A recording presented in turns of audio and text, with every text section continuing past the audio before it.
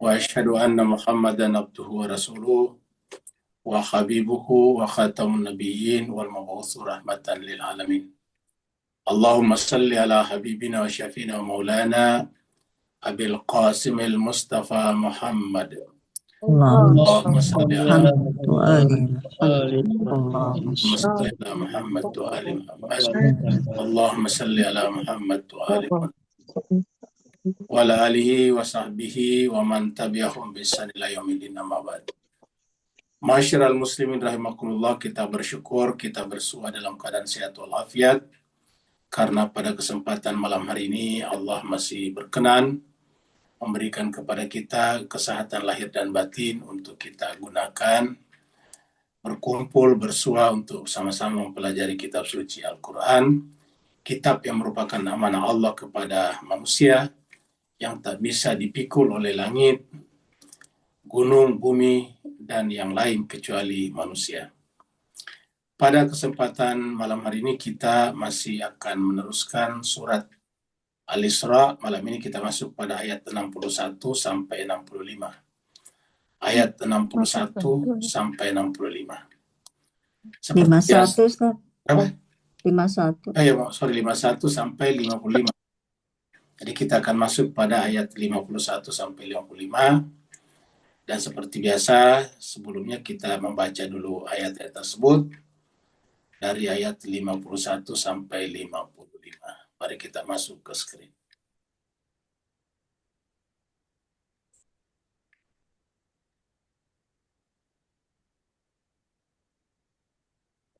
أعوذ بالله من الشيطان الرجيم.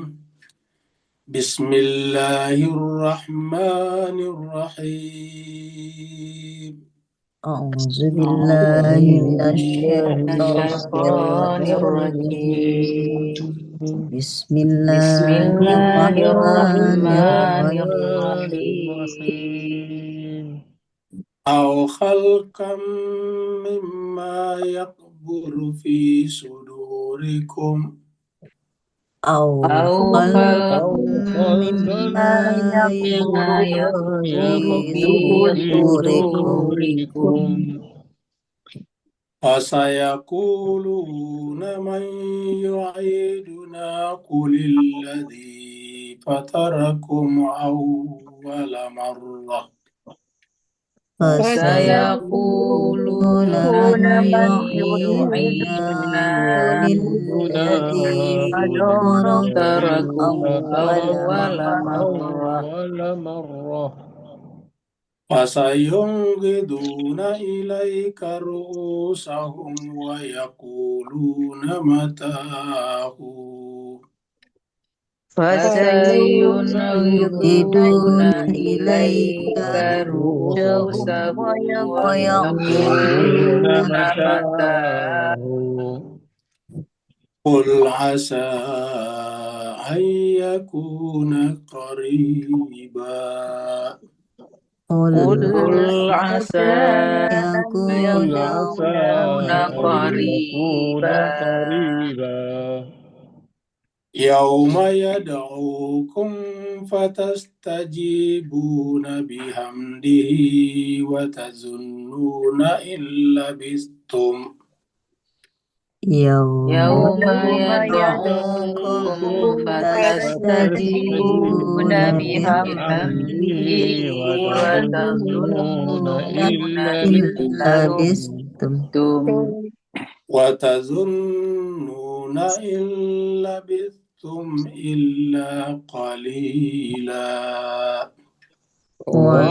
وتظنون إن لبثتم إلا قليلا. وقل لعبادي يقولوا التي هي أحسن. وقل لعبادي يقولوا التي هي أحسن. إن الشيطان ينزغ بينهم. إن الشيطان ينزغ بينهم. إن الشيطان كان للإنسان عدوا مبينا إن الشيطان الشيطان كان كان للإنسان عدوا مبينا ربكم أعلم بكم إن يشأ يرحمكم وإن يشأ يعذبكم ربكم أعلم بكم إن يشاء يرحمكم أو يشاء يعذبكم وما أرسلناك عليهم وكيلا وما أرسلناك عليهم وكيلا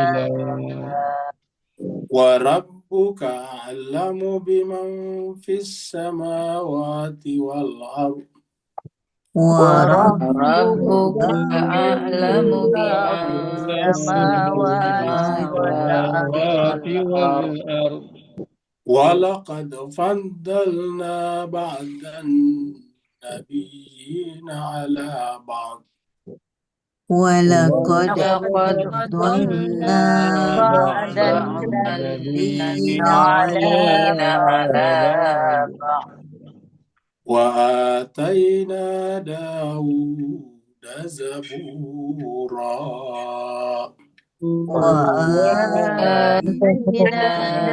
داود زبورا صدق الله العلي العظيم صدق الله الله العلي العظيم اللهم صل وسلم وسلم وزد وزد وبارك وبارك على على رسول رسول الله الله وآله وآله الأطهار على رسول رسول الله وآله وآله الأطهار اللهم صل على اللهم اللهم صل صل على على محمد محمد وآل وآل محمد محمد اللهم صل اللهم صل على محمد وآل محمد اللهم صل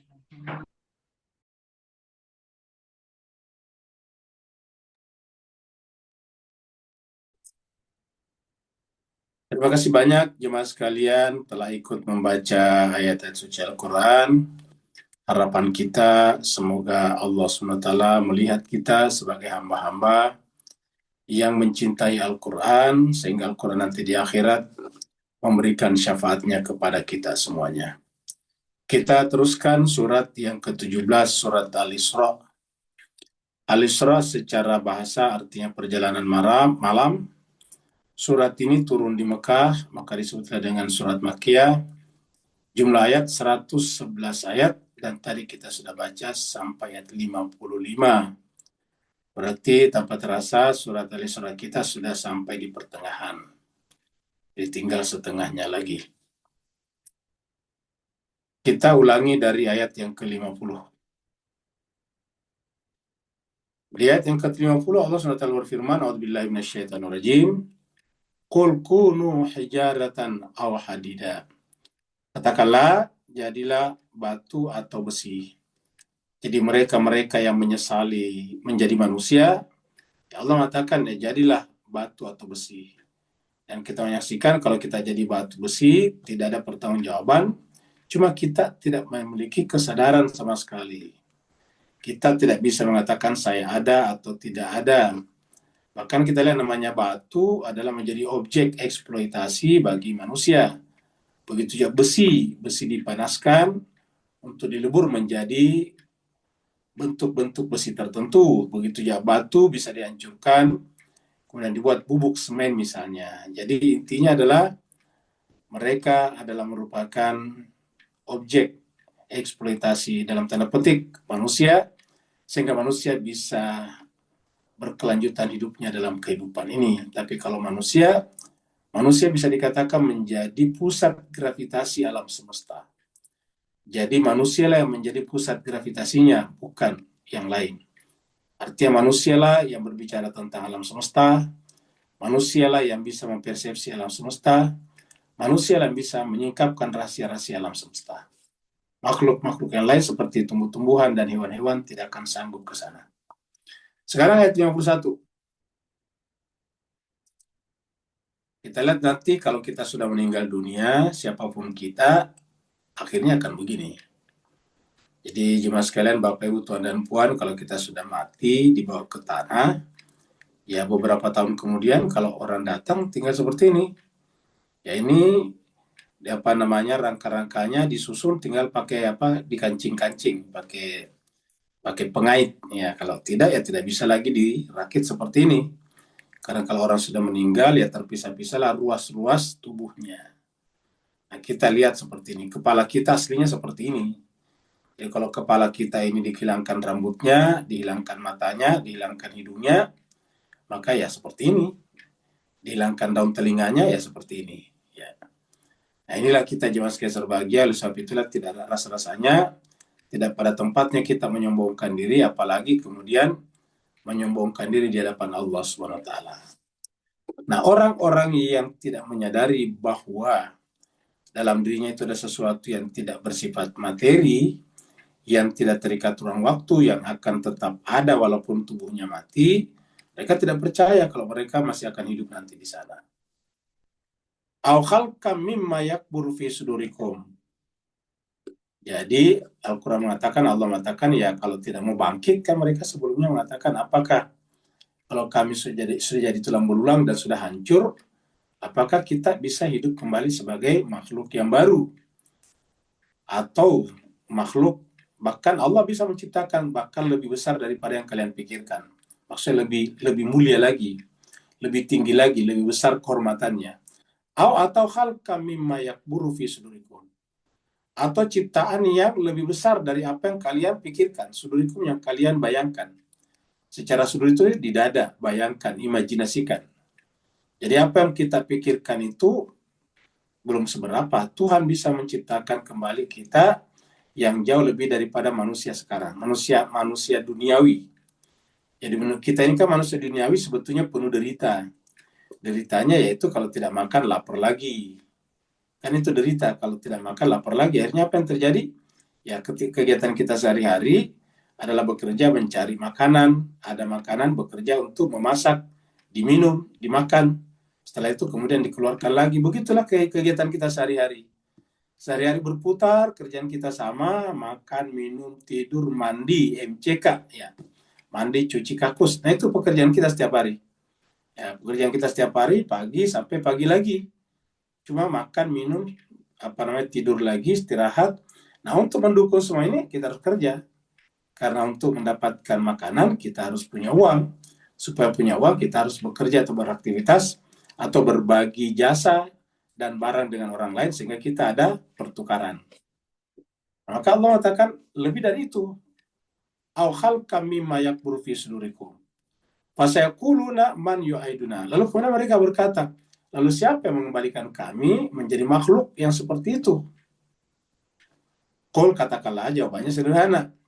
Yang mengembalikan kita sebagai makhluk yang baru atau bahkan lebih besar daripada yang kita pikirkan adalah dia zat yang fatarakum awwala marrah. Dia yang menciptakan kalian, yang memulai penciptaan kalian pada kali yang pertama kali. Awal itu pertama, marrah sekali. Jadi dia menciptakan kita pertama kali, yang tadinya kita tidak ada di sini, sekarang menjadi ada di sini. Nah dia juga nanti akan meneruskan kehidupan kita di alam berikutnya, alam barzah, bahkan terus lagi di alam berikutnya, pada mahsyar dan seterusnya. Fasayunghiduna ilaika ru'usahum wa yaquluna matahu. Maka Allah mengatakan, kalau mereka mendengarkan pernyataan ini Muhammad, maka kamu lihat mereka. Mereka akan menggeleng-gelengkan kepalanya, tanda a priori, tanda tidak percaya. Tanda bagi dia tidak masuk akal. Jadi fasayunghiduna ilaika. Mereka menggeleng-gelengkan kepalanya, ru'usahum, kepada kamu. Wa yaquluna, sambil berkata, matahu, kapan kejadian itu? Kapan waktu itu tiba? Kapan datangnya? Lupa kalau sekarang pun juga di dalam diri manusia itu sudah ada dua unsur. Ada unsur jasmani dan rohani. Ada unsur yang bisa dijangkau panca indera, dan ada unsur yang tidak bisa dijangkau panca indera. Yang bisa dijangkau panca indera tubuh kita, bisa kita lihat. Kalau tidak bisa melihat langsung, pakai kaca, pakai cermin. Tapi bisa kita lihat. Mata kita bisa lihat pakai cermin. Pokoknya tubuh ini bisa dilihat. Tapi ada sesuatu yang tidak bisa dilihat. Walaupun dibelek, walaupun dioperasi oleh dokter, tetap tidak bisa menemukannya. Apa itu? Ilmu pengetahuan. Kita semuanya tahu bahwa kita ini punya ilmu pengetahuan. Ya, sesedikit apapun, tidak ada manusia yang tidak punya pengetahuan. Semuanya punya. Kalau tidak percaya, biarkanlah orang itu lepas pergi sendiri, maka dia akan menemukan rumahnya. Artinya apa? Dia punya pengetahuan untuk kembali ke rumahnya. Ya. Atau dia ditanya siapa ayahmu, dia tahu ayah saya, si A, ibu saya, si B. Ini kan punya pengetahuan. Jadi artinya setiap orang pasti punya pengetahuan. Yang berbeda-beda adalah kuantitasnya dan kualitasnya. Kuantitas jumlah pengetahuannya dan kualitas pengetahuannya. Itu yang berbeda. Nah, tetapi bahwa semua orang punya pengetahuan itu tidak bisa dipungkiri. Selama dia masih normal, belum gila. Nah, pertanyaannya, di manakah pengetahuan itu berada? Di manakah pengetahuan itu berada? Ya. Kita mengatakan di otak. Tapi begitu kita meninggal dan otaknya di black, nggak ada pengetahuan di sana. Ya. Kalau pengetahuan itu ada di otak, berarti bisa suatu saat kalau kita orang pintar, orang jenius meninggal, terus kemudian begitu meninggal, di black otaknya dicangkokkan ke dalam orang lain, diganti, tukar. Maka orang yang baru itu akan punya pengetahuan sama juga. Jawabannya tidak. Ya. Nah, jadi dengan demikian juga Cancer Bahagia menjadi tanda tanya nih, otak apa? Ilmu itu di mana tempatnya? Kita katakan di otak, bukan. Ya. Jadi di mana letaknya pengetahuan itu? Nah, ini menjadi rahasianya. Intinya adalah pengetahuan itu ada, kita semuanya meyakininya, tetapi pengetahuan itu tidak berada dalam tubuh kita. Dalam pengertian berada itu bertempat tinggal ya. Jadi jangan bayangkan ini cawan, terus pengetahuan ada di sini ya. Bukan begitu. Bahwa dia menyatu dengan diri kita, iya. Tetapi bagaimana caranya tinggal dalam diri kita? Kita tidak tahu. Tapi intinya adalah kita punya pengetahuan. Semuanya ada. Dan pengetahuan itu tidak punya batas. Kita bisa belajar terus-menerus setiap saat. Yang membatasi kita, tubuh kita. Karena tubuh ini perlu istirahat. Tubuh ini kalau tidak olahraga sakit-sakitan dan sebagainya. Tetapi yang namanya pengetahuan tidak ada batasnya. Bisa dikembangkan terus-menerus. Jadi katakan bahwa kul alladzi fatarakum awwala marrah. Yang pertama menciptakan kalian, yaitulah yang akan mengembalikan kita lagi untuk hidup di alam berikutnya. Walaupun mereka menggeleng-gelengkan kepalanya sambil berkata mata huwa, kapan terjadinya? Kul katakanlah asa ayyakuna qariba. Boleh jadi, katakanlah boleh jadi atau semoga itu sudah dekat. Kenapa dekat? Gampang sekali. Begitu kita meninggal dunia ketemu dengan ini. Jadi kata-kata yu'iduna di sini langsung kejadian begitu kita mati kan. Ya. Begitu kita meninggal dunia, maka kita meninggalkan alam dunia. Maksudnya meninggal dunia. Meninggal dunia kita artikan meninggalkan dunia. Ya. Jadi meninggal dunia itu meninggalkan dunia, meninggalkan alam materi, meninggalkan alam ruang dan waktu, meninggalkan alam badan, alam jasmani, meninggalkan alam kosmos ini, lalu kemudian kita pindah ke alam berikutnya yang tidak kosmik, yang tidak ruang waktu, yang tidak berdimensi 3, yang tidak terikat materi dan sebagainya. Siapa yang melakukan itu? Dia yang fatarakum awwala marrah. Jadi kita akan kembali ke sana lagi. Jadi dekat sekali, karena begitu kita meninggal ya pindah ke sana. Ya. Maka dikatakan kul asa ayyakuna qariba. Kita sering menyaksikan di kehidupan kita sehari-hari, orang itu tadinya masih sehat walafiat, tiba-tiba meninggal sebagai mayat. Kembali sebagai mayat di rumahnya. Ya, kita yang menonton berita di Indonesia 2 atau 3 hari yang lalu, atau 4 hari lah. Itu ada pemancing yang memancing di pantai di Sukabumi sana. Ada temannya syutingnya, makanya kan kelihatan disuting sama temannya, 2 memancing di batu, di tepi pantai. Ya, ketika keduanya bersatu, berdekatan, tiba-tiba datang ombak besar. Dan tiba-tiba menjatuhkan keduanya ke air dan terseret ombak keluar dan tidak ditemukan sampai 2 hari. Ya. Kejadiannya hari Ahad pagi, Minggu pagi, yang satu ditemukan pada hari Selasa, yang satunya hari Rabu. Sudah meninggal dunia, coba. Jadi artinya Pak, begitu cepatnya, di situ masih memancing, yang ada di pikirannya itu adalah kembali ke rumahnya membawa ikan, memberikan makan kepada keluarganya. Tapi apa yang terjadi kemudian? Tidak kembali ke rumahnya untuk selama-lamanya. Tidak lagi membawa ikan untuk selama-lamanya. Tidak akan memancing lagi untuk selama-lamanya. Itu begitu cepatnya kejadian itu terjadi. Jadi yang namanya kematian itu dekat sekali, kata ayat ini. Qul asa ayyakuna qariba. Katakanlah boleh jadi itu sudah sangat dekat. Qariba itu dekat. Karena dekat, begitu kita meninggal, ya sudah sampai. Lebih duluan jasad kita kembali ke rumah kalau kita di rumah sakit daripada sampai ke alam barzah. Seperti tadi pemancing, begitu tenggelam mati ya sampai di alam barzah. Mayatnya ditemukan 2 hari kemudian, 2 hari kemudian baru sampai di rumahnya. Jadi jauh lebih duluan sampai ke alam barzah daripada ke rumahnya. Ini makanya dikatakan qarib, dekat sekali. Dan ayat-ayat seperti ini dalam Al-Quran itu banyak mengingatkan kita kepada kematian, karena kematian itu adalah semacam rem, stopper. Jadi kalau kita kehidupan kan harus ada gas dan harus ada rem. Ada gasnya, diinjek gas, dia kencang, tapi kalau kencang terus tidak direm, nanti nabrak. Supaya tidak menabrak, maka kemudian ada rem. Begitulah juga kehidupan kita ini. Mengingat mati itu adalah remnya. Nah, jadi kalau kita meninggal mati itu adalah remnya, stoppernya, untuk menghentikan kita dulu sementara. Merenung, mengingat, apa benar kita sudah siap kalau seandainya sekarang diminta oleh Allah SWT. Itu yang selalu kita pikirkan. Ulangi lagi, kalau kita yang harus kita pikirkan, kalau ternyata sekarang Allah meminta kita, apakah kita sudah siap? Kalau kita sudah siap, ya jangan ditunda. Karena penundaan itu terkadang tidak terjadi. Seperti tadi yang memancing, menunda.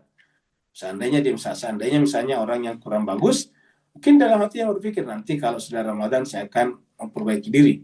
Nah, tetapi kan yang namanya kematian bisa terjadi kapan saja. Kita lihat di sini surat yang berkaitan dengan ini, surat Fussilat, surat 41 ayat 21. Waqalu, mereka nanti di akhirat berkata li juludihim, kepada kulit-kulit mereka. Jadi kulit nanti bersaksi di sana. Apa kata mereka kepada kulitnya? Lima syahidatum alaina. Kenapa kalian wahai para kulit bersaksi atas kami? Qalu, mereka berkata, kulit-kulit menjawab. Jadi kulit bisa berbicara nanti di akhirat ini. Kulit ini. Julud ini kulit. Mereka berkata, antaqana Allahu. Allah lah yang membuat kami berbicara. Alladzi antaqa kulla syai', karena dia juga lah yang membuat berbicara segala sesuatu. Ya. Dialah yang membuat berbicara segala sesuatu, juga membuat berbicara kami. Jadi kulit itu bisa berbicara. Kan menunjukkan bahwa semua entitas, semua hal yang ada adalah merupakan tajalli daripada Allah. Sehingga bisa Allah gunakan sebagai saksi. Seperti di sini kulit kita. Kulit bisa menjadi saksi. Kalau di surat Yasin kan, ya pada saat itu mulut ditutup, yang berbicara tangan dan kaki. Kalau di sini bahkan kulit malah berbicara juga ikutnya. Ya di surat Yasin tangan dan kaki, tapi kalau di sini bahkan kulit pun bisa berbicara. Kan bisa kita disimpulkan bahwa segala sesuatunya bisa berbicara. Kenapa? Kalau Allah membuatnya bisa berbicara. Antakan Allah ladzi antaka kulla syai'. Cuma sebelumnya kita bahas bahwa kita tidak tahu pembicaranya. Kita tidak tahu zikirnya, kita tidak tahu tasbihnya mereka. Tetapi ada, seperti pengakuan kulit di sini. Ya, yang membuat kami berbicara adalah Allah. Karena dialah juga yang membuat berbicara segala sesuatu. Wa huwa khalaqakum, dan dialah Allah yang menciptakan kalian awwala marrah. Jadi, dialah yang menciptakan kita di awal, dia juga lah nantinya akan mengembalikan kita di sana. Jadi, wa huwa khalaqakum awwala marrah wa ilaihi turja'un. Karena dia menciptakan kita pertama kali, maka kita pun akan dikembalikan kepadanya. Wa ilaihi turja'un. Kepadanya lah kalian akan dikembalikan. Jadi ini jelas sekali bahwa kita akan kembali lagi kepada Allah. dan semua entitas yang ada pada diri kita dan di luar diri kita bisa menjadi saksi atau berbicara.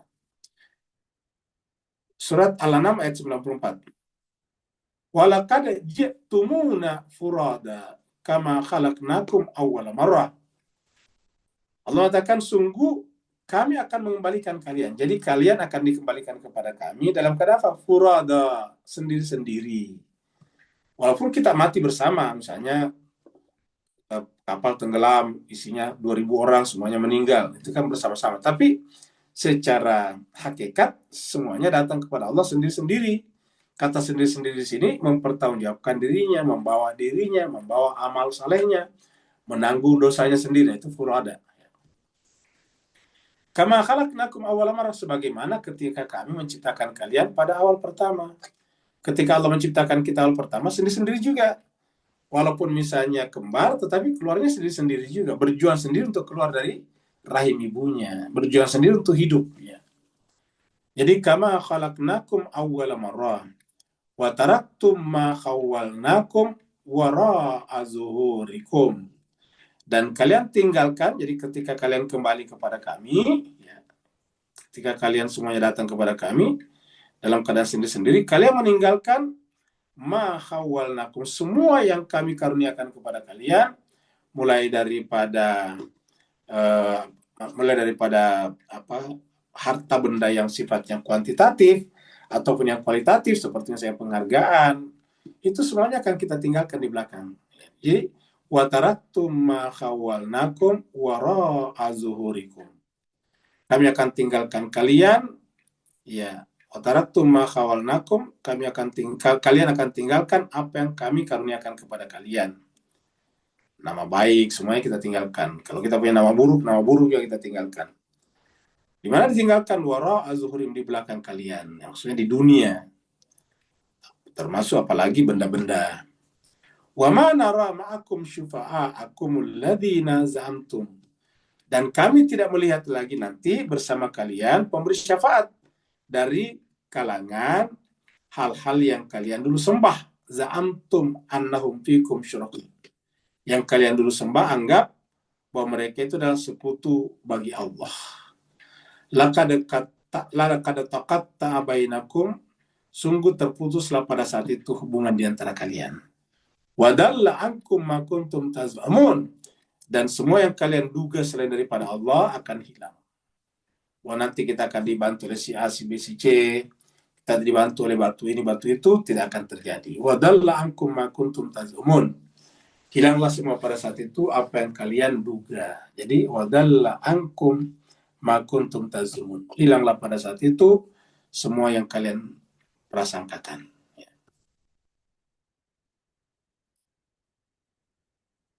Ayat 52.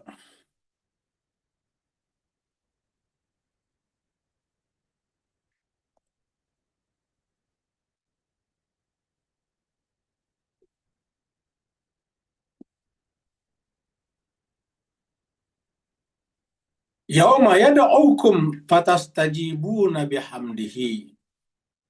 Nah, jadi nanti setelah kita di alam barzah akan ada tiba satu hari lagi di mana kita semuanya dipanggil. Yad'ukum, pada hari itu dia Allah memanggil, menyeru kalian.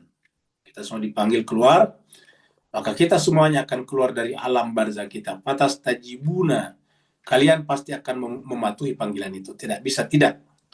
Jadi panggilan Allah itu adalah bersifat mutlak. Maka fatastajibuna, semua kita suka atau tidak suka, yang baik ataupun yang buruk amalnya, semuanya akan memenuhi panggilan ini sambil memujinya bihamdihi. Jadi kita semuanya akan memenuhi panggilan Allah ini, panggilan Allah sambil memujinya bihamdihi. Fatastajibuna bihamdihi wa tazunnuna in labistum illa qalila.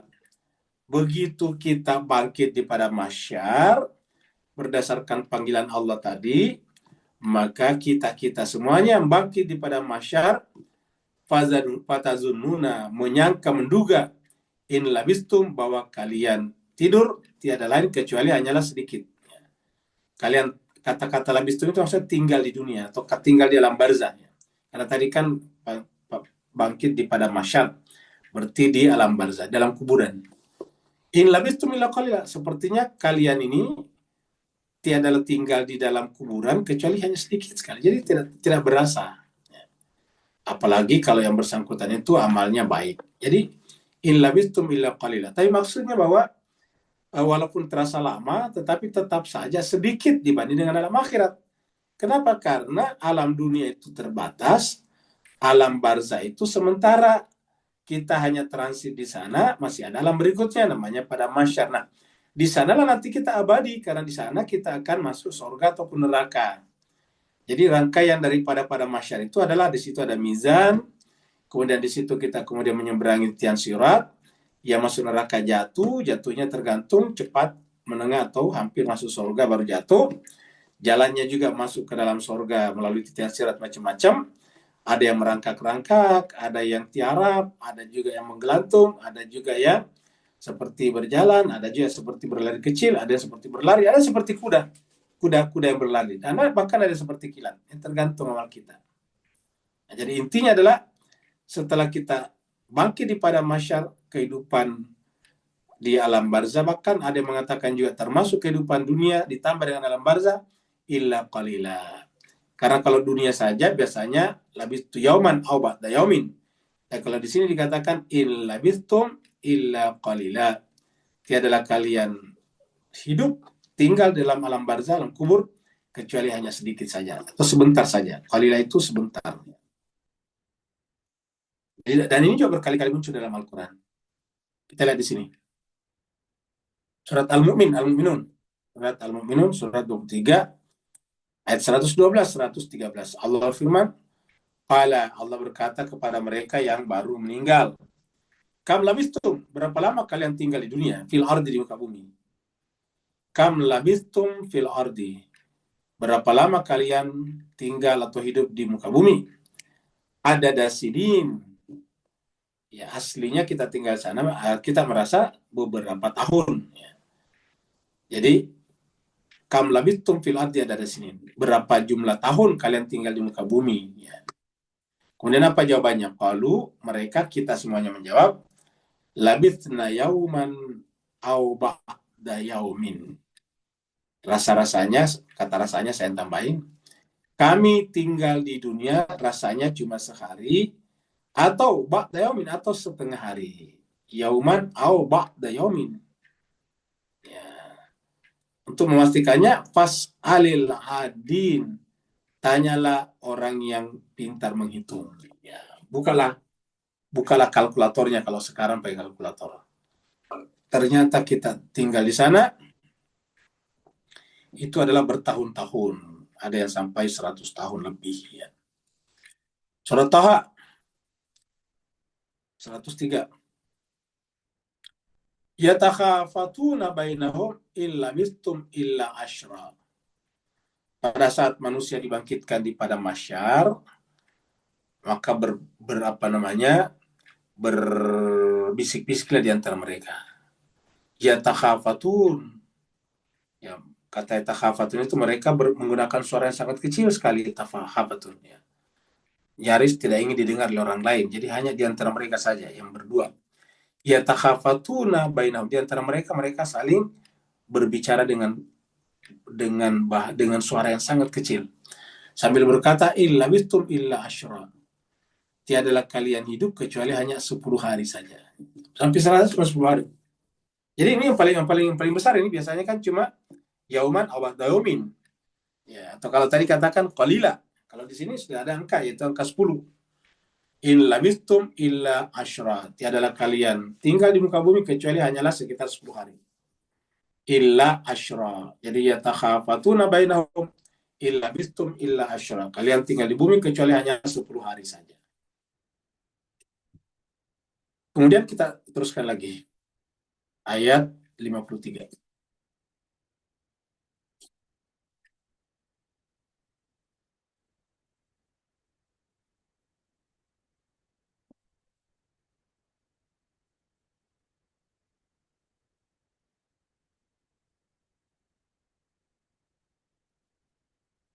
Wa qul li ibadi, dan katakanlah kepada hambaku. Jadi katakanlah kepada hamba-hambaku, ya. Ini ibad itu bentuk jama dari abad. Dikatakanlah Muhammad kepada hamba-hambaku. Yaqulu, agar mereka mengucapkan atau mengatakan, allati, kata-kata yang, kita artikan yangnya kembali kepada kata-kata, yaqulu qaulal lati, kira-kira gitulah. Menggunakan kata-kata yang hiasan, yang baik. Yaqulul lati hiya ahsan, supaya mereka menggunakan kata-kata yang baik, ahsan.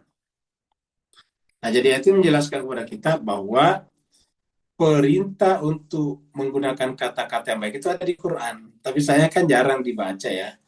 Mayoritas kita meyakini tahu bahwa, bahkan tahu saja, belum tentu tahu tempatnya di Quran. Bahwa salat itu ada perintahnya di Quran, maka kita rajin salat dan merasa bersalah kalau belum salat. Tapi banyak di antara kita yang tidak merasa bersalah kalau menggunakan kata-kata yang kasar. Ya. Padahal ini ada di Quran ini. Menggunakan kata-kata ini, kul, katakanlah Muhammad li ibadi, kepada hamba-hambaku. Yaqulu, agar mereka itu mengatakan, allati hasan, kata-kata yang bagus, yang baik, hasan. Allati hasan. Jadi menggunakan kata-kata yang baik. Apalagi kalau penceramah, dakwah. Kan dalam kaitannya dengan ceramah kan dikatakan, ud'u ila sabili rabbika bil hikmati wal mau'izatil hasanah. Ya. Jadi kalau ngajak orang dengan cara-cara yang hikmah dan penuh dengan mau'izatil hasanah. Ya. Kalau misalnya jadil allati hasan, berdiskusilah dengan cara allati hasan, yang paling baik. Apa sebabnya? Inna syaitana yanzagu bainahum. Karena sungguhnya syaitan itu suka sekali, atau pekerjaannya, jadi syaitan ini pekerjaannya adalah yanzagu. Yanzagu. Jadi syaitan itu yanzagu. Syaitan itu adalah kerjanya yanzagu, menyesatkan. Dari kata-kata zaigun, yanzagu. Ya. Kerjanya menyesatkan, memalingkan orang ya dari jalan kebenaran. Jadi syaitan itu adalah yanzagu bainahum, menyesatkan di antara kalian, mengganggu, mempengaruhi ya di antara kalian, di antara manusia, di antara mereka manusia. Jadi syaitan itu kerjanya seperti itu. Nah, tapi apa hubungannya kalimat pertama dengan kalimat berikut? Ini kan kita anggap satu kalimat sampai di sini nih. Mulai ini kalimat kedua. Nah, apa sekarang hubungan antara kalimat pertama dan kalimat kedua? Kalau Bapak Ibu merenungkan, gampang sekali. Yaitu bahwa syaitan itu masuk di antaranya melalui kata-kata. Jadi kalau kita menggunakan kata-kata yang kasar, syaitan datang kepada orang yang kita kata-katai. Mendorong dia supaya dia marah, merasa dipermalukan, merasa direndahkan. Akhirnya kemudian naik pitam, marah. Ini terjadilah keributan. Bahkan terjadi, mohon maaf, pertumpahan darah. Jadi semuanya bermula dari apa? Dari kata-kata. Jadi bermula dari kaul. Bermula dari kata-kata. Maka oleh sebab itulah ketika Allah mengutus Nabi Musa dan Nabi Harun datang kepada Fir'aun, pesan yang paling pertama adalah waqula lahu qaulal layyina. Kalian berdua harus mengatakan kepada Fir'aun kata-kata yang lemah lembut. Kenapa? Kan dia tahu kalau menggunakan kata kasar, walaupun Fir'aun kasar, itu pasti dia tidak terima. Ketika dia tidak terima, terjadi kerusakan, terjadi pembunuhan bahkan. Nah, kalau sudah berhati-hati baru melakukan itu, ya lain soal. Tetapi dari pihak kita, walaupun menghadapi orang yang jahat seperti Firaun, tetap harus menggunakan kata-kata yang baik. Allati hiya ahsan, yang paling baik. Ahsan ini secara bahasa artinya superlatif, paling baik. Ya, ahsan itu paling baik. Ya, bukan hanya lebih baik, tapi paling baik. Ya. Jadi gunakanlah pilihan kata yang paling baik. Gunakanlah diksi. Gunakanlah pilihan kata. Ya. Gunakanlah kosakata yang paling baik, yang paling elok, yang paling indah. Jangan menggunakan kata yang kasar yang bisa menyinggung perasaan orang lain. Maka dikatakan inna syaitana yanzagu bainahum. Makanya mulai dari ini permulaannya. Jadi mulai permulaannya dari sini, jangan kita memulai menggunakan kata-kata kasar.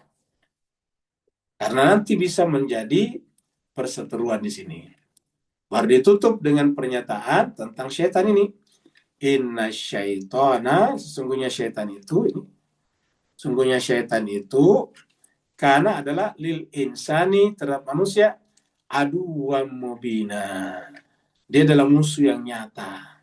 Jadi kanal insani aduwwam mubina. Jadi memang syaitan itu kepada manusia ya menjadi musuh. Kata musuh itu ingin menjerumuskan. Dan itu nyata dalam pengertian bisa kita rasakan. Kan kalau kita marah tersinggung, kita yang paling tahu. Yang paling tahu marah atau tidak, kita. Dan itu nyata bagi kita. Pengetahuan kita tentang perasaan kita itu nyata. Ya. Ingat ya sekalian, pengetahuan itu ada namanya pengetahuan langsung, huduri, dan ada pengetahuan yang tidak langsung, melalui hasil. Namanya husuli. Nah, pengetahuan kita tentang diri kita itu adalah huduri, hadir begitu saja. Jadi yang paling tahu kalau kita marah kita tanpa melalui perantaraan orang lain.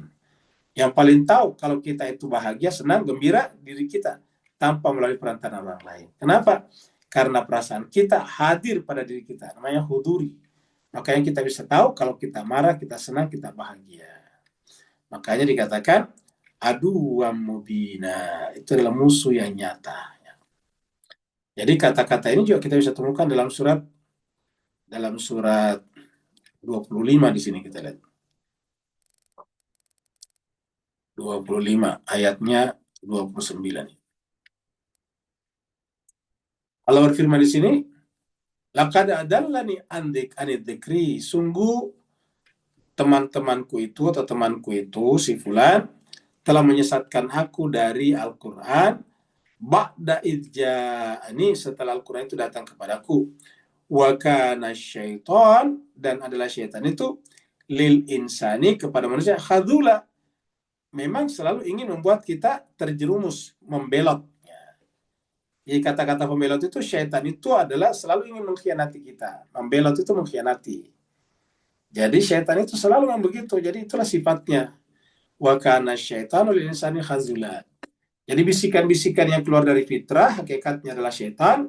Dan itu selalu bersifat khazula. Adalah merupakan pembelot atau pengkhianat. Kalau di sini tadi katakan, inna syaitana kana lil insani aduwwam mubina. Musuh yang nyata.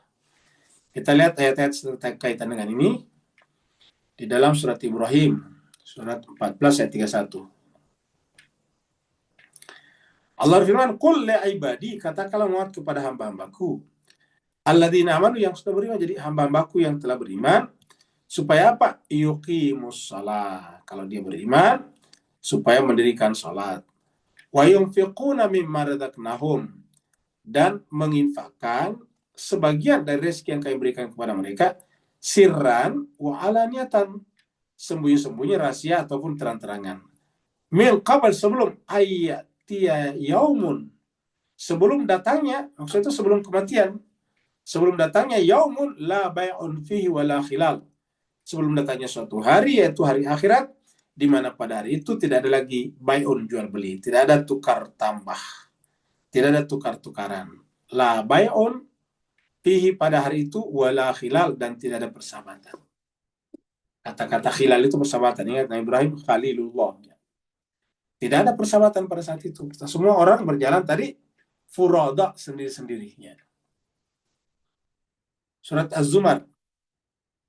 Ini terkenal. Surat 39 ayat 53. Allah firman, qul ya ibadi, katakanlah Muhammad, ya ibadi, wahai hamba-hambaku, alladzina asrafu, yang telah berbuat melampaui batas, ala anfusihim, atas diri mereka. La taqnatu min rahmatillah, janganlah kalian berputus asa dari rahmat Allah. La taqnatu min rahmatillah, innallaha yaghfiru dzunuba jami'a, karena sungguhnya Allah mengampuni dosa semuanya. Innahu, sungguhnya di Allah, huwal ghafurur rahim, pengampun lagi maha penyayang. Jadi kalau tadi di sini orang yang disebut dengan ibad, disuruh salat, bayar zakat atau infak, rahasia atau sembunyi-sembunyi sebelum meninggal dunia, sebelum kematian datang. Kalau di sini juga ya ibadi, tetapi kepada mereka yang telah melampaui batas atas dirinya, itu berdosa. Kalau sudah terlanjur berdosa, ya la taqnatu min rahmatillah, jangan pernah berputus asa dari rahmat Allah.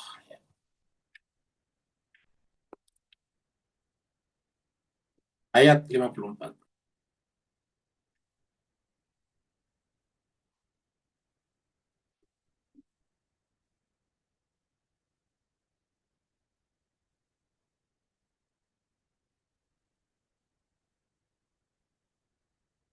Rabbukum a'lamu bikum.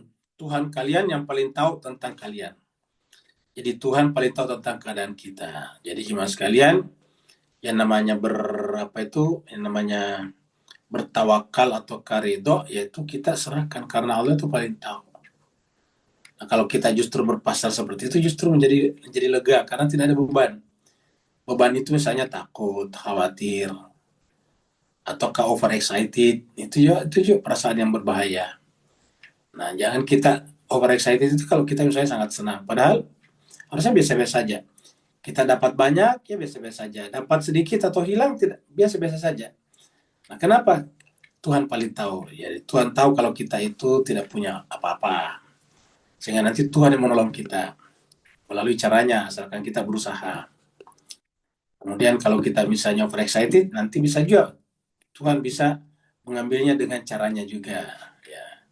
Jadi sebab itulah Rabbukum a'lamu bikum. In yasha yarhamkum. Kalau Allah mau, dia bisa merahmati kalian. Au in yasha yu'adzibukum. Kalau dia mau juga, dia bisa mengadab kalian. Ya.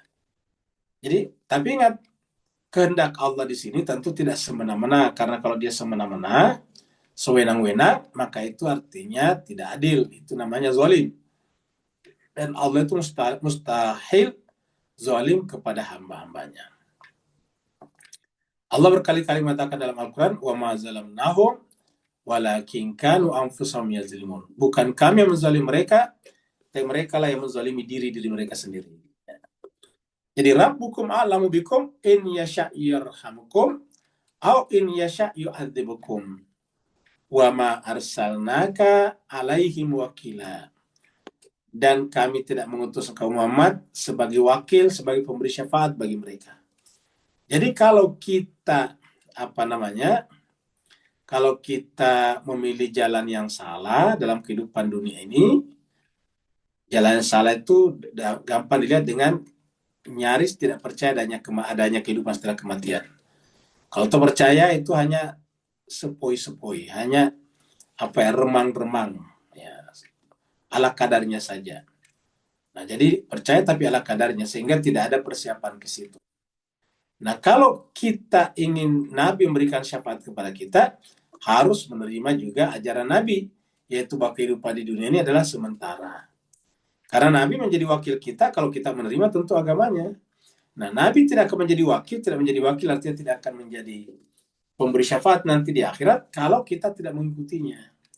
Yaitu kalau kita mengikuti azab, ya kita tentu dibuang oleh Nabi nanti di akhirat. Dan kalau kita mengikuti rahmat, ingat Allah itu Rasulullah itu adalah rahmat. Jadi in yasha yarhamkum itu berrahmat. Ya, berrahmat ini, dan ingat Nabi Muhammad itu adalah rahmatan lil alamin. Jadi wa ma arsalnaka illa rahmatan lil alamin. Jadi Nabi Muhammad kita adalah rahmat bagi seluruh alam. Dan lagi sini, warabbukal gani, Tuhanmu itulah yang gani, yang kaya, sempurna. Kita artikan al-gani sempurna. Tuhanmu lah yang maha sempurna. Dzur rahmah, dialah memiliki rahmat. Dan rahmat ini direpresentasikan oleh nabinya yang paling terakhir, yaitu Nabi Muhammad sallallahu alaihi wasallam. In yasha yudhibukum, jika Allah mau, dia bisa mengganti kalian, menghilangkan kalian. Wa yastakhlif, dan akan mengganti kalian min ba'dikum, setelah kalian. Ma yasha, dengan umat lain, kaum lain yang dia kehendaki. Kama ansya'akum, sebagaimana dia menghendaki kalian, maksudnya menghidupkan kalian, min dzurriyyati qaumin akharin, sebagaimana menghendaki kalian dari zuriat qaumin akharin, kaum yang lain. Ya, jadi kaum yang lain. Artinya mas Kaiser bahagia, ada tadinya kaumnya Nabi Nuh, kemudian hancur, yang selamat hanya sedikit. Ketika sedikit, kita tidak menyebut kaum, karena kaumnya Nabi Nuh sudah binasa habis. Maka kaum yang lain itu adalah yang naik di atas perahu, dan itu tidak banyak. Nah, kemudian ini nanti berketurunan lagi, maka keturunannya disebut dengan kaum akharin. Gitu. Jadi kaum yang datang belakangan.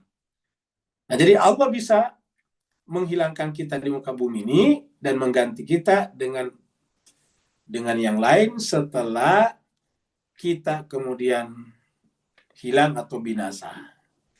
Sebagaimana kita tadinya ini tidak ada, lalu kemudian muncul sekarang di muka bumi sebagai penerus daripada kaum yang lain setelah hancurnya kaum Nuh, setelah hancurnya kaum Ad, setelah hancurnya kaum Soleh, kaum Samud, setelah hancurnya kaum-kaum yang lain, maka kemudian muncul kaum yang berikutnya. Ya, dan itu disebut dengan kama ansyakum min dzurriyyati qaumin akharin. Ini surat 42 ayat 24. Allah firman, am yaqulun, ataukah mereka berkata, iftara 'alallahi kadiba, yaitu mengadakan perkataan yang mengada-ada atas nama Allah, padahal itu tidak benar. Namanya mengada-ada tidak benar. Kadiba, dusta. Fa'in yasha'illah, kalau Allah mau, yakhtim ala qalbik, dia bisa menghatamkan, menutupkan kalbu kalian. Wa yamhullahul batila, dan Allah bisa menghilangkan yang batil. Wa yahiqqul haqqa, dan dia membenarkan yang hak atau memenangkan yang hak. Bi kalimati, melalui kalimatnya. Jadi siapa kemenangkan kebenaran? Kalimatnya. Bi kalimatihi, dengan kalimatnya. Kalimatnya inilah yang dimaksud dengan di dalam surat Anbiya ayat 105 mengatakan walakad katabna fi zabur mim ba'di dzikri annal arda yarithuha ibadiyas salihun. Itu adalah kalimatin salihun. Inna, sungguhnya dia alimun bidzatis sudur. Sungguhnya dia Allah maha mengetahui apa yang ada dalam dada. Zatis sudur itu apa yang ada, maksudnya zatnya yang ada di dalam dada, yang tidak dilihat oleh orang lain kecuali kita saja. Yang tahu yang ada dalam dada cuma kita. Ingat kata-kata bidzatis sudur. Ingat tadi apa namanya, yakbaru fi sudurikum di ayat pertama yang kita bahas, yaitu ayat 51. Ya, jadi ini. Kita lanjut lagi. 55 ayat terakhir. Kita akan berbicara tentang Taurat. Yang di depan kita ini adalah orang Yahudi yang baca Taurat atau Tanakh atau kitab suci yang semacamnya bagi mereka. Lalu kemudian mereka juga membaca seperti kita, serius seperti ini. Mereka pakai penutup kepala juga, lihat. Mereka juga pakai sal juga. Mirip dengan kita kalau baca. Jadi hampir sama. Ya. Jadi makanya Yahudi itu sebetulnya paling dekat secara ajaran agama dengan Islam dari sisi agama samawi, karena masih lebih murni. Beda dengan saudara kita Nasrani, kan sudah ada trinitasnya. Kalau di Yahudi itu masih tauhid. Ya. Nah, yang rusak ini sebetulnya adalah Zionisme, bukan Yahudi sebagai agama, tetapi Zionisme. Cuma memang basis Zionisme ya dari Yahudi yang telah disimpangkan. Dengan demikian banyak juga orang Yahudi yang menentang kepada Zionisme sekarang, atau menentang kepada Israel. Nah, kita lihat, warabbuka a'lamu biman fis samawati wal ardh. Dan Tuhanmu yang paling tahu siapa yang ada di langit dan siapa yang ada di bumi. Jadi Rabbuka, Tuhanmu lah yang paling tahu biman fis samawati wal ardh. Siapa yang ada di langit dan siapa yang ada di bumi. Walaqad faddalna ba'dan nabiyyin, dan sungguh kami telah mengutamakan atau melebihkan ba'dan nabiyyin ala ba'din. Jadi kami faddalna ba'dan nabiyyin ala ba'din. Jadi artinya apa? Satu nabi dilebihkan daripada nabi yang lain, terutama mujizatnya berbeda-beda. Ya, kita lihat misalnya mujizatnya Nabi Nuh bikin perahu yang besar di atas gunung, di puncak gunung. Mujizatnya Nabi Ibrahim tidak terbakar dan sebagainya. Jadi walaqad faddalna ba'dal nabiyyina ala ba'din. Jadi artinya bertingkat-tingkat. Nabi-nabi juga diutus, penekanannya tergantung kesalahan atau kerusakan yang terjadi pada kaumnya. Contohnya misalnya kepada kaumnya Nabi, kaum Madian yang melakukan kejahatan transaksi ekonomi, mengurangi timbangan, mengurangi literan, maka datang Nabi Syuaib kepadanya, seraya meminta mereka janganlah kurangi takaran dan timbangan. Ya, jadi di situ penekanannya. Kemudian Nabi Lut, karena yang terjadi pada zamannya adalah kejahatan disorientasi seksual, maka dia datang seperti itu juga. Jadi tergantung penekanannya. Tapi intinya adalah mereka sama saja dari Allah, cuma tadi faddalna ba'dan nabiyina ala ba'din. Wa ataina, dan kami berikan Dauda kepada Nabi Daud zabura. Wa ataina Dauda zabura. Zabur ini juga disebutkan di dalam surat 21 ayat 105 yang berkaitan dengan kemenangan akhir zaman orang-orang soleh yang akan mewarisi bumi ini, yang tentu dipimpin juga oleh insan kamil atau insan suci. Kita lihat di sini. Surat 21 ayatnya 105. Walaqad katabna fi zabur, ini zabur ini. Sungguh kami telah menetapkan di dalam zabur. Zabur secara bahasa artinya lembar-lembaran juga, sama dengan alwah. Ya. Jadi walaqad katabna fi zabur. Jadi karena lembaran-lembaran sudah dengan alwah. Karena terpisah-pisah namanya zabur. Ya, dulu kan terpisah-pisah lembar demi lembar zabur. Jadi sesuatu itu biasa dinamai berdasarkan keadaannya. Contohnya bahasa Inggrisnya kertas kan paper ya. Paper. Kenapa disebut paper? Karena pertama kali orang mengenal kertas itu dibuat dari pohon-pohon kecil yang tumbuh di pinggir sungai. Pinggir sungai namanya papirus. Dari kata papirus lahirlah paper. Papirus. Jadi walaqad katabna fi zabur mim ba'di dzikri, setelah sebelumnya Allah menetapkannya, kami menetapkannya di dalam Al-Qur'an. Az-zikri sini adalah Al-Qur'an. Annal arda, bahwa bumi ini, bumi itu yarisuha akan diwarisi ibadi hamba-hambaku as-salihun. Jadi annal arda yarisuha ibadi as-salihun. Supaya kita bisa masuk kategori ini, maka banyak tadi panggilan kuliah ibadi tadi. Yang sudah beriman, suruh salat, suruh bayar zakat, infak, dan sebagainya. Kepada mereka yang telanjur salah, jangan berputus asa di rahmat Allah. Itu kan ibadi semuanya. Nah, ibadi as-salihun. Tentu yang dimaksud sini ibadi akan dibatasi pada kata salihun. Ibadi tapi soleh. Dan ini menunjukkan adalah orang-orang tertentu. Orang-orang yang soleh. Soleh ini bukan perkara gampang. Kita lihat juga di sini nih. Surat Al-Baqarah. Ayat 293. Allah firman, tilkar rusul faddalna ba'dahum ala ba'd. Jadi rasul-rasul. Kalau tadi di sini kan disebutkan nabi-nabi tadi nih. Ini disebutkan ba'dan nabiyin. Walaqad faddalna ba'dan nabiyin ala ba'din. Kalau di sini tilkar rusul, ar-rasul. Faddalna ba'dahum ala ba'din. Jadi itulah rasul-rasul yang kami utamakan sebagian daripada sebagian yang lain. Minhum man kallama Allah, di antara mereka ada yang bisa berkata-kata dengan Allah. Wa rafa' ba'dahum darajatin, dan ada juga ya, yang Allah tinggikan derajatnya. Wa ataina Isa bin Maryam al-bayinati wa ayyadnahu birul qudus, dan kami berikan kepada Nabi Isa alaihissalam, Isa bin Maryam, yaitu al-bayinat, kitab Injil, juga mujizat. Wa ayyadnahu biruhil qudus, dan kami perkuat dia Nabi Isa dengan Ruhul Kudus.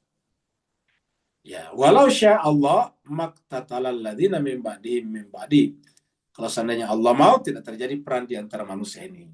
Tetapi Allah mengatakan, ya Allah membiarkan, walakin ikhtalafu, mereka berselisih, artinya mereka diberikan kebebasan untuk berbuat. Nah, dari situlah nanti kita lihat siapa, mana yang hak dan mana yang batil, dan seterusnya. Surat An-Nisa. An-Nisa 163. Allah firman, inna auhayna ilaika kama auhayna ila Nuhin. Sungguhnya kami telah mewahyukan kepada Muhammad, itu Al-Quran tentunya, kama auhayna ila Nuhin, sebagaimana kami telah mewahyukan kepada Nabi Nuh, yang nanti disebut dengan suhufil ula. Kemudian wan nabiyyin, kepada nabi-nabi, mim ba'dihi, setelah Nabi Nuh. Jadi nabi-nabi setelah Nabi Nuh juga ada. Nabi setelah Nabi Nuh seperti Nabi Hud, Nabi Saleh. Wa wahayna ila Ibrahim, dan juga kami wahyukan kepada Nabi Ibrahim. Wa Ismaila, dan Nabi Ismail, putra pertama Ibrahim. Wa Ishaqa, putra kedua Nabi Ibrahim. Wa Yaquba, dan Nabi Yaqub, anak daripada Nabi Ishak. Wa Lasbat, dan keturunan dari Nabi Ishak dan Nabi Ismail. Wa Isa, dan juga Nabi Isa. Wa Ayyuba, Nabi Ayub.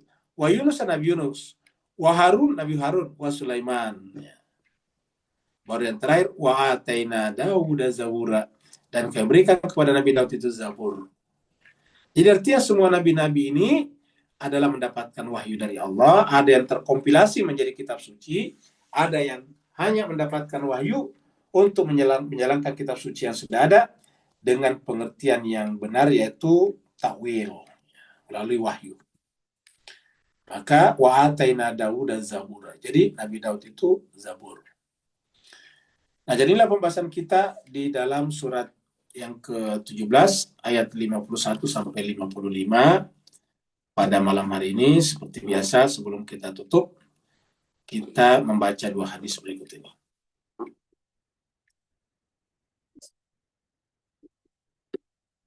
Ini ada hadis dari Nabi ya.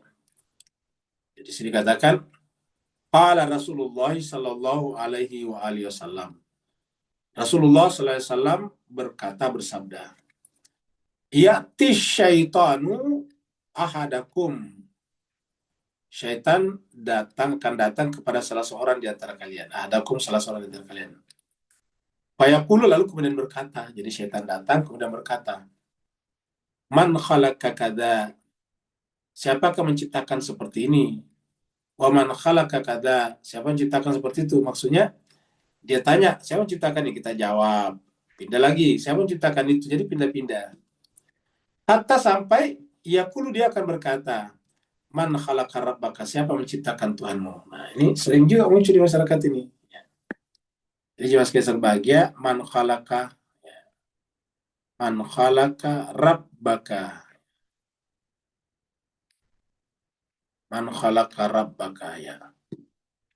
Kalau yang ini masih oke ya, masih pertanyaan masih oke nih ya. Kalau ini masih oke, man khalaqa kada. Man khalaqa kada, ini masih oke. Tapi kalau sudah menggunakan kata man khalaqa rabbaka, jadi bukan hanya sekarang ini kan hadis Imam Bukhari ini. Berarti ada sejak zaman bahla, sejak zaman dahulu kala sudah ada pertanyaan ini. Man khalaqa rabbaka, siapa menciptakan Tuhanmu? Bagaimana menjawabnya? Jawabannya tidak ada jawabannya. Kenapa? Karena pertanyaannya salah. Ya. Pertanyaan ini namanya kontradiksi, tidak benar. Apa sebabnya? Kata khalaqa dengan Rabb itu tidak bisa berjumpa. Ya. Dia mengatakan man khalaqa rabbaka, siapakah menciptakan Tuhanmu? Yang namanya Tuhan, makanya harus diperbaiki dulu. Apa yang kita sebut dengan Tuhan dulu? Semua kita sepakat yang namanya Tuhan itu yang menciptakan dan tidak diciptakan, yang memberitahu dan tidak diberitahu, begitu.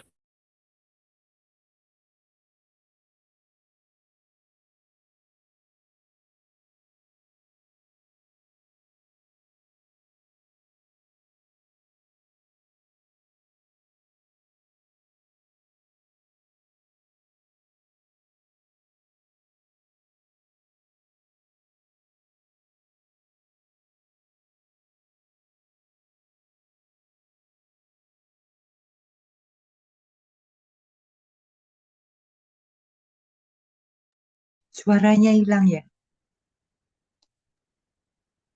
Iya, hilang. Suaranya Bapak hilang. Ibu sekalian, mohon maaf ya tadi menghilangnya. Tadi sekarang kita masuk lagi. Nah, jadi kita ulangi lagi tadi ya Pak Wira. Ini tadi kita katakan ini, kita coret tadi. Man khalaqa rabbaka. Ini screen-nya belum ada nih. Belum ada.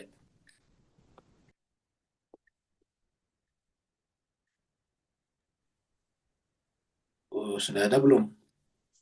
Udah ada. Sudah, baik.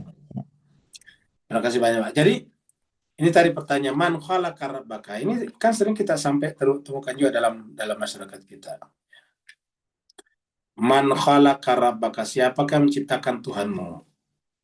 Nah, ini pertanyaan ini salah. Ketika pertanyaannya salah, tidak ada jawabannya. Misalnya kita tanya seseorang, kamu makan batu apa?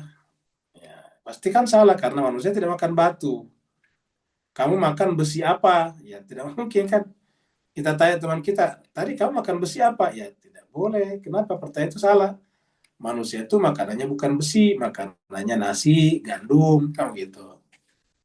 Ya, makanannya manusia itu adalah biji-bijian, tumbuh-tumbuhan. Jadi kalau kita tanya apa namanya besi apa kau makan, pertanyaannya ada pertanyaan tapi pertanyaannya salah. Ya. Tanya kepada bapak-bapak, kapan melahirkan? Nah, itu kan nggak mungkin, salah pertanyaannya. Ya, jadi kalau tanya bapak-bapak kamu melahirkan salah karena pengetahuan kita bapak-bapak tidak melahirkan, yang melahirkan ibu-ibu begitu. Jadi menanyakan kepada bapak kapan kamu melahirkan, ya pertanyaan ini salah. Ya, seperti itu. Jadi dengan demikian itu tidak bisa dijawab. Kenapa? Pertanyaan salah. Kalau pertanyaan salah, ya pasti tidak mungkin ada jawabannya. Pertanyaannya salah. Nah, begitu di sini. Man khalaqa rabbaka. Siapa menciptakan Tuhanmu? Kata-kata Tuhan dan menciptakan itu tidak bisa ketemu. Kecuali kalau Tuhan pelakunya. Pekerjaannya menciptakan benar. Tapi kalau khalaqa menciptakan dan objeknya Tuhan, itu tidak bisa ketemu. Tidak bisa berjumpa. Kenapa? Karena yang namanya Tuhan itu menciptakan dan tidak diciptakan. Berkuasa dan tidak dikuasai. Ada dan tidak diadakan, hidup dan tidak dihidupkan, seperti itu. Ya, jadi Tuhan itu artinya apa? Tuhan itu sempurna. Karena dia sempurna, maka dia tidak diciptakan. Karena kalau dia diciptakan, dia tidak sempurna. Kenapa? Ya dia kurang. Mestinya tidak bisa mengada dengan sendirinya. Ya. Dengan demikian, tidak cocok ini. Jadi pertanyaan ini tidak cocok. Makanya ini dari setan. Dan sering ada di masyarakat kita yang seperti ini. Seperti biasa dia mengatakan, kalau memang Tuhan itu kuasa, harusnya Tuhan berkuasa menciptakan batu yang besar sekali sampai tidak bisa diangkatnya sendiri. Nah ini sih pernyataan seperti ini juga. Ya, kata-kata Tuhan dan tidak bisa mengangkat itu adalah keliru karena namanya Tuhan itu kan maha kuasa. Lalu kita membatasi tidak bisa mengangkat ya seperti tidak maha kuasa, kontradiksi namanya. Ya ini kata-kata ini istilahnya contradictio interminis. Jadi demikian ini pertanyaan tidak ada jawabannya. Jadi kita anggap ini pertanyaan ini salah. Tapi memang ada. Dan ini diabadikan dalam hadis. Ya. Katakan ada yang bertanya seperti itu. Nah, apa kata ayat selanjutnya hadis ini? Fa'idha balagahu. Kalau sudah sampai ke situ, artinya keraguannya sudah sampai ke situ, sampai mempertanyakan siapa yang menciptakan Tuhan, maka falyasta'id billah, hendaklah dia berlindung kepada Allah SWT. Waliyantah, dan dia berhenti di situ. Kenapa? Karena ya tidak ada jawabannya. Dia harus berhenti di sini, jangan menanyakan lagi. Ya, kenapa? Tidak ada jawabannya. Waliyantah di sini, hendaklah dia berhenti. Ya. Pertanyaan tadi, man khalaqa kadza masih bisa, man khalaqa kadza masih bisa. Tetapi kalau sudah man khalaqa rabbak sudah salah. Pertanyaannya sudah salah. Bukan berarti pertanyaan itu nakal, pertanyaan itu salah namanya. Keliru secara logika. Ya. Jadi falasi namanya pertanyaannya. Nah ini adalah kita temukan dalam Imam Bukhari nomor 3034. Nah, kenapa kita sampaikan ini? Karena tadi Allah menjelaskan bahwa dialah yang menciptakan kita dari awal, dialah juga yang kuasa menghidupkan kita kembali. Jadi dia kuasa, kenapa? Dia tidak dikuasai. Ya. Dia berkehendak, tapi dia bukanlah merupakan hasil kehendak dari pihak lain. Seperti itu. Jadi Tuhan selalu seperti itu. Dia memberi makan, tapi dia tidak diberi makan. Dia memberi ilmu, tapi dia tidak diberi ilmu. Semuanya seperti itu. Ya. Dia melihat, tapi dia tidak dilihat. Maksudnya tidak dilihat dengan mata. Ya. Dalam Al-Quran dikatakan, yudrikul absar, wahuwa la yudrikul absar, wahuwa yudrikul absar. Mata tidak mampu menjangkaunya, tapi dia mampu menjangkau semua penglihatan. Nah, jadi inilah pembahasan kita pada malam hari ini. Semoga bermanfaat. Yang mau bertanya, dipersilakan. Masih ada satu ternyata. Ternyata masih ada satu nih ya. Satu lagi hadis ya. Afwan. Ya, ternyata baru satu tadi hadisnya. Satu lagi kita selesaikan dulu sedikit ini. Ya. Ini ada hadis juga dari Nabi. Anin Nabi SAW. Qal. Khuffifa ala Dawuda alaihissalam Al-Quran. Kata-kata ya khuffifa itu dimudahkan bagi Daud alaihissalam membaca apa? Membaca Al-Quran. Jadi kita lihat sini membaca Al-Quran. Nah, apa? Walaupun tentu maksud Zabur, tetapi ini tulisannya Al-Quran. Artinya apa? sebetulnya semua kitab suci itu nama lainnya adalah Al-Quran. Kenapa? Kan harus dibaca. Ya, ingat, sama misalnya hakikat semua agama samawi adalah Islam. Ya. Walaupun spesifik Nabi Musa dikasih Yahudi, Nabi Isa Nasrani, tetapi secara umum, in general, bahwa agama itu samawi adalah Islam. Karena semua mengajak kepada kedamaian. Begitu juga semua kitab suci, baik itu Taurat, Zabur, Injil, ataupun Suhufil Ula, pada dasarnya Al-Quran. Kenapa? Karena semuanya adalah harus dibaca, bacaan. Al-Quran itu kan secara bahasa artinya bacaan. Dari kata qara itu membaca, qara yaqra'u, Quranan itu adalah bacaan. Ya, jadi Zabur juga bacaan. Ya, maka dengan demikian, di sini pun menggunakan kata-kata khuffifa ala Dawud alaihi salam Al-Quran. Fakana ya'muru bidawa bihi fatus raju fayaqra'ul Qur'ana qabla an tusraha dawabuhu. Jadi maksudnya gini. Jadi Nabi Daud itu membaca Al-Quran, dimudahkan baca Al-Quran. Dan Nabi Daud juga suatu hari Nabi Daud memerintahkan agar kuda-kudanya itu dipersiapkan. Dawabah itu kuda-kuda tunggangannya dipersiapkan. Ini fatus raju, ya, dipersiapkan. Nah, pada saat dipersiapkan, menunggu dipersiapkan selesai, fayaqra Al-Quran. Dia bisa membaca Al-Quran sampai khatam. Nah, itu ceritanya nih, ayat hadis ini. Jadi fatus raju fayaqra Al-Qur'ana qabla antus raja. Jadi dia bisa menghafal atau menyelesaikan Al-Quran sebelum kudanya tadi dipersiapkan. Qabla antus raja dawabuhu wala yakulu illa min amali yadihi. Dan Nabi Daud juga tidak memakan kecuali hasil tangannya sendiri. Ingat, Nabi Daud tidak memakan kecuali hasil tangannya sendiri. Ini kata, saya kira ini luar biasa kalau dipakai orang beragama Islam. Orang Islam akan menjadi akan menjadi pekerja keras. Mungkin ini yang menyebabkan orang-orang Yahudi itu, karena ingat termasuk Nabi Daud itu kan termasuk Yahudi ya. Nah, sehingga mereka semuanya pekerja keras. Karena kita dikatakan di sini Nabi Daud itu layak kulu illa min amali yadihi. Nabi Daud tidak makan kecuali dari pekerjaan tangannya sendiri, hasil usahanya sendiri. Ya. Jadi hasil pekerjaan tangannya sendiri. Itulah Nabi Daud. Ini dalam Bukhari dan kita lihat ini kaitannya dengan Al-Quran. Jadi Al-Quran juga begitu. Jadi Al-Quran juga sebetulnya mengajarkan kita untuk seperti Nabi Daud, yaitu la yaqulu illa min amali yadihi, dan juga setiap saat membaca Al-Quran seperti mana Nabi Daud membacanya. Silakan Pak Nur. Alhamdulillah, barakallahu fi azim. Bismillahirrahmanirrahim. Wa alihi wa ajil far. La baika wa sinna ba man. Astaghfirullahalazim. Bismillahirrahmanirrahim. So dalam kupasan Bukhari 30-34 sekaligus hadis 31-64 kemudian dicantumkan kepada ayat 55 tadi, maka bolehkah secara ringkas disimpulkan oleh fikiran saya yang dangkal ni bahawa melalui tajalinya mengalirlah ke dalam para nabi dan utusan-utusannya untuk berbasmalah agar tujuan menebarkan luas Rahman Rahimnya, atau yang tadi kupasan rahmatnya tadi. Dan ini membawa kita kepada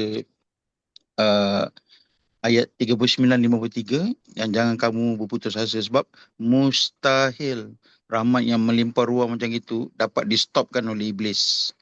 Maka konteks putus asa sebenarnya adalah rekaan hayalan fikiran kita. Beri pencerahan teguran Ustaz. Afwan. Barakallahu fiik. Baik, terima kasih banyak Pak Nur. Jadi kita lihat tadi ada beberapa ayat yang menggunakan kata-kata wakul li ibadi, katakanlah kepada hamba-hambaku. Ya. Jadi kalau kita masuk kategori hambanya harus menegakkan salat tadinya. Kita lihat pada ayat-ayat sebelumnya tadi di sini. Kalau kita masuk kategori hamba Allah tadi itu adalah, mana tadi? Nah, ini adalah ya. Kalau kita masuk hamba-hamba Allah, dia harus melakukan, ini dia. Qul ya ibadiyallati asrafu ala anfusihim tidak boleh berputus asa rahmat Allah. Kemudian surat Ibrahim, kalau hamba Allah itu tidak boleh meninggalkan salat. Yuqimus shalah wa yunfiqu mimma razaqnahum sirran wa alaniyatan, menginfakkan sebagian hartanya dalam keadaan sembunyi ataupun terang-terangan. Ya, jadi itu adalah hamba-hamba Allah. Nah, untuk apa ini jemaah sekalian berbahagia? Dalam rangka untuk menunjukkan bahwa kita adalah bagian daripada Allah, dalam tanda petik. Namanya ahlullah. Namanya ahlullah. Ahlullah itu adalah ketika tadi semua kata kul ibadi ini kita lakukan. Seperti contohnya, kul ibadiyalladzina amanu. Katakanlah kepada hamba-hambaku yang beriman supaya mereka mendirikan salat. Yunfiqu mimma razaqnahum dan seterusnya. Kemudian di sini kul ibadi, kul ya ibadiyalladzina asrafu ala anfusihim la taqnatu min rahmatillah. Jangan pernah berputus asa dari rahmat Allah SWT. Kita tidak boleh berputus asa dari rahmat Allah. Sehingga tidak boleh ada satupun rasa putus asa dalam diri kita. Jadi orang beriman itu tidak mungkin berputus asa dalam kondisi terjepit, dalam kondisi kesulitan apapun, dalam kondisi sakit apapun, tidak pernah berputus asa. La taqnatu min rahmatillah. Kalau dia sudah masuk kategori ibadi di sini, ya. Dan ibadi juga tadi yang dimaksud dalam ayat ini tadi di atas ini ya. Kita lihat di ayat-ayat sebelumnya tadi ya. Nah, jadi di atasnya tadi ada lagi ya.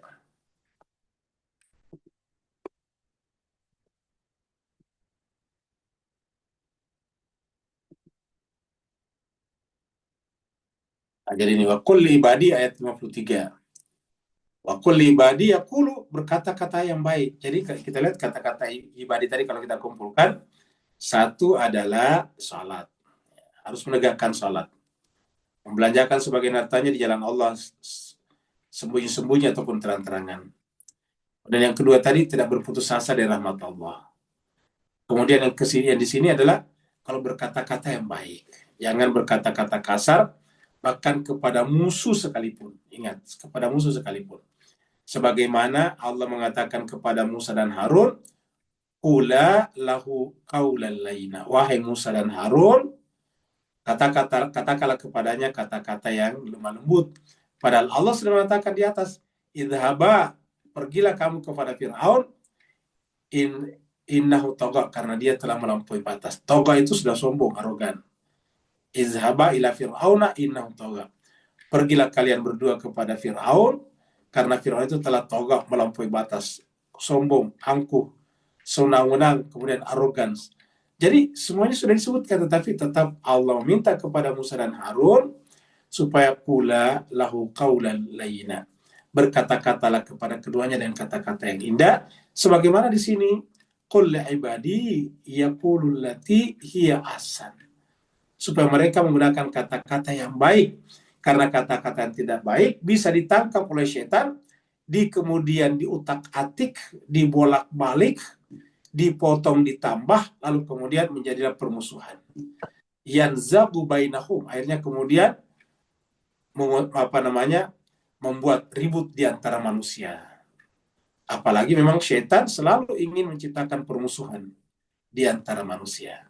Nah, jadi dengan demikian, jemaah sekalian berbahagia, jangan pernah ada putus asa dari dalam diri kita, karena itu adalah ajaran Al-Quran, dan kita ingin berjalan sesuai dengan Al-Quran, karena hanya dengan jalan sesuai dengan jalan Al-Quran, kita bisa sampai kepada Allah. Jadi kita jangan berputus asa. Sehingga yang kedua, kalau kita tidak berputus asa, yaitu kita tidak boleh merasa kehilangan apapun, harapan dalam diri kita. Yang umat Islam, terutama yang bergelar ibadah di sini, selalu harus optimistik, selalu harus punya harapan, punya roja namanya. Punya raja, harapan untuk selalu bersama dengan Allah, karena kalau rajanya sampai kepada Allah sehingga disebut dengan ahlullah, maka pada akhirnya giliran berikutnya adalah mereka juga disebut dengan berakhlak dengan akhlak Allah. Takhalluq bi akhlakillah, berakhlak dengan akhlak Allah. Ada lagi berikutnya? Assalamualaikum Ustaz. Silakan tadi ibu-ibu dulu ya. Ada tadi ibu-ibu, silakan. Wawa Pak Ustadz. Oh ya, silakan. Pak Ustadz, kasih waktunya. Bismillahirrahmanirrahim. Pak Ustadz, pertanyaan saya sih sebenarnya dari dulu saya mau ingin tanyakan ya, mungkin jangan diketawakan ya Pak Ustadz ya. Cuma mau nanya soal tadi persoalan Nabi Daud ya. Nabi Daud itu dengan apa tadi yang Pak Ustadz jelaskan sampai apa dia membuat semacam kayak bahwa dia tidak akan makan dengan makanannya. Nah, yang selama ini tidak akan makan dari hasil tangannya. Selama ini yang kita kenal kan ada yang namanya istilah puasa Daud, puasa Nabi Daud, Pak Ustadz. Ini dari dulu saya ingin nanyakan sebenarnya apa yang mendasari sampai kemudian apa namanya di kalangan kita ini bahwa terkenal dengan puasa Nabi Daud sampai pernah ada teman saya itu menyampaikan begini Pak Ustadz, untuk mencapai hajat-hajat tertentu dia itu sampai tirakatkan melalui puasa Nabi Daud. Sementara kalau menurut pemahaman saya sendiri, saya mohon maaf Pak Ustadz dengan kedangkalan dan kefakiran ilmu ini, mohon dikasih pencerahan Pak Ustadz tentang asal muasal apakah ada di ayat Al-Quran atau hadis yang tentang keutamaan puasa Nabi Daud. Karena bagi saya apakah berpuasa Ramadan yang sudah jelas wajib, kemudian sunnah yang biasa Rasulullah Senin Kemis itu cukup, apa sih sebenarnya puasa Nabi Daud itu Pak Ustadz? Terima kasih Pak Ustadz. Baik, terima kasih banyak. Jadi puasa Nabi Daud ini biasanya diambil di dalam hadis Nabi, bukan di Quran.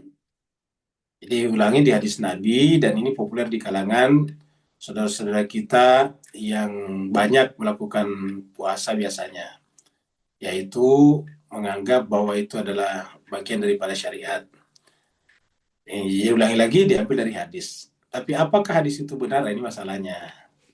Kita tentu juga perlu tanya kepada orang Yahudi, apakah mereka memang juga berpuasa seperti itu? Karena kan kita tahu Nabi Daud itu kan nabinya orang Yahudi juga. Nabi Daud itu punya kitab suci Zabur, dan Zabur ini juga dipegang oleh Yahudi.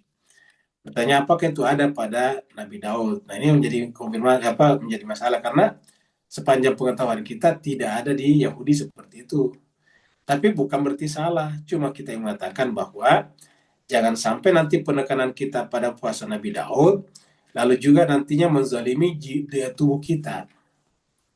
Karena jangankan puasa sunat, ya ulangi lagi ya, jangankan puasa sunat, puasa wajib saja, hak tubuh itu harus didahulukan.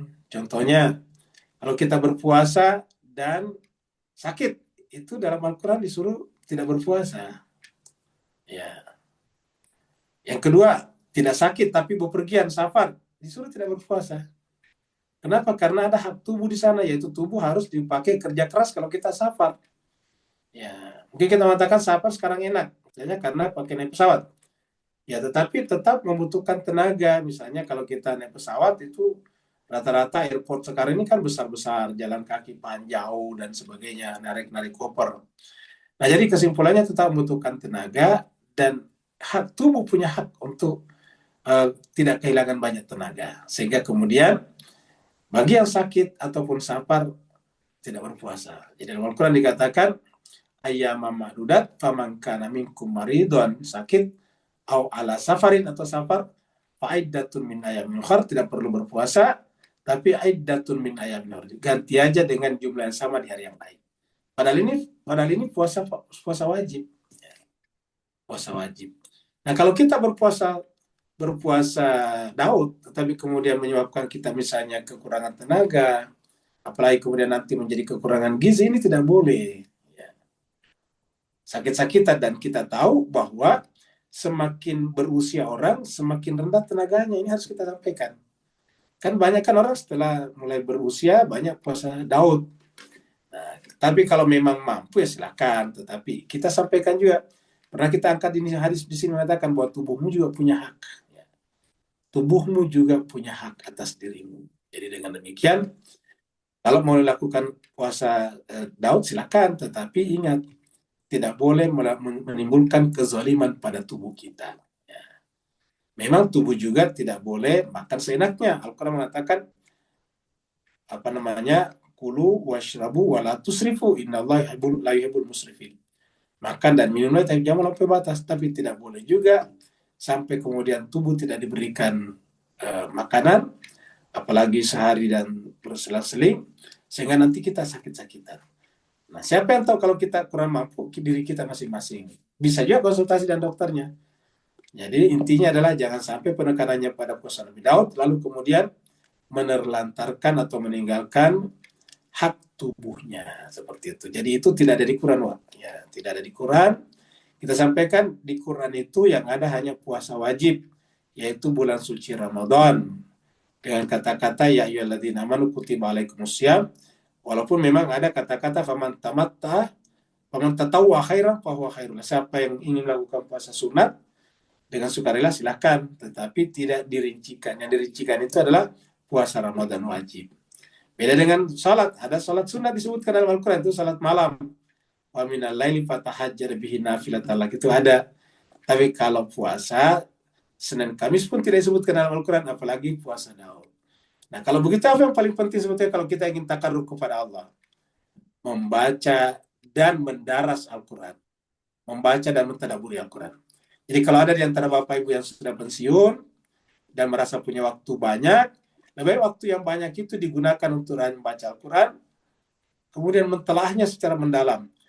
Karena pengetahuan Al-Quran bisa memperbaiki pengetahuan kita, dan dengan pengetahuan yang benar, kita pun menempuh jalan yang benar kembali kepada Allah. Seperti itu. Nur tadi, silakan Pak Nur. Alhamdulillah barakallahu fi. Afwan semua.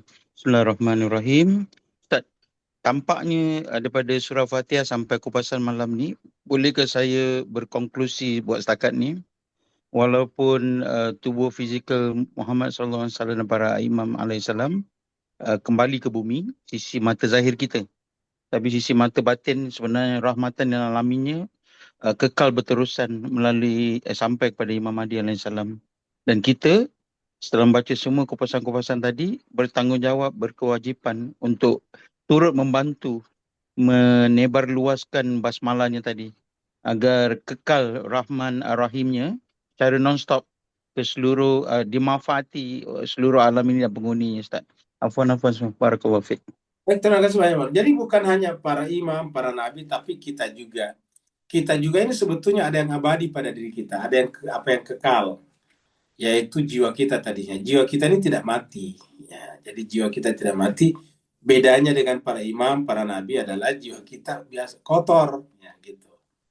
Jadi kita kotor, dan karena dia kotor, tidak pantas menjadi tumpuan alam semesta. Karena kan kita kotor. Nah, yang menjadi tumpuan ataukah supporter daripada alam semesta itu adalah jiwanya para imam, jiwanya para insan kamil. Ya, yang disebut dengan wa ma arsalnaka illa rahmatan lil alamin. Kenapa? Karena jiwa mereka itu adalah bening. Ya, seperti kristal clear. Jadi karena dia begitu bening, maka dia memantulkan seluruh realitas. Karena begitu beningnya, dia memantulkan seluruh atom-atom. Walaupun sebesar zarah debu, pasti akan terpantul kebaikan itu di sana.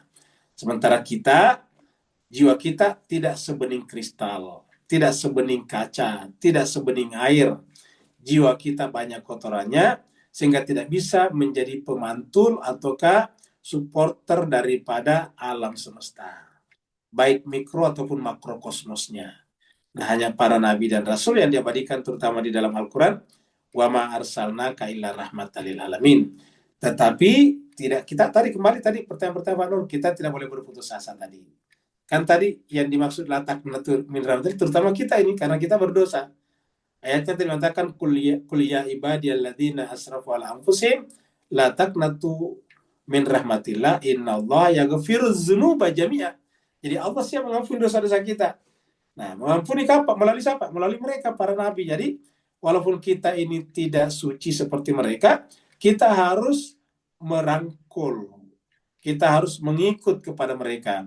Karena mereka lah nanti yang berhak memberikan syafaatnya di akhirat, agar kita bisa diperlakukan seperti juga jiwa yang clear seperti kristal, yang bening seperti kristal, seperti itu. Karena kita ini tidak seperti itu lagi, kita sudah ternoda. Makanya tidak ada nabi-nabi yang bekas peminum, pernah menjadi minum arak, tidak ada nabi-nabi yang pernah mencuri, tidak ada. Kenapa? Karena mereka semuanya adalah clear seperti kristal. Dia adalah bersih, suci, seperti bening sekali seperti kaca. Jadi tidak ada, maka mereka lah yang menjadi pemantul seluruh entitas. Seluruh entitas di alam semesta, lahir dan batin terpantul pada diri mereka. Seperti itu. Ada lagi atau mungkin ada di chat? Tidak ada. Nah, tidak ada di chat. Karena tidak ada di chat, kita akhiri sampai di sini. Terima kasih banyak atas perhatian Bapak Ibu sekalian. Mohon maaf atas segala kekurangan. Walafu minkum. Wassalamualaikum warahmatullahi taala wabarakatuh.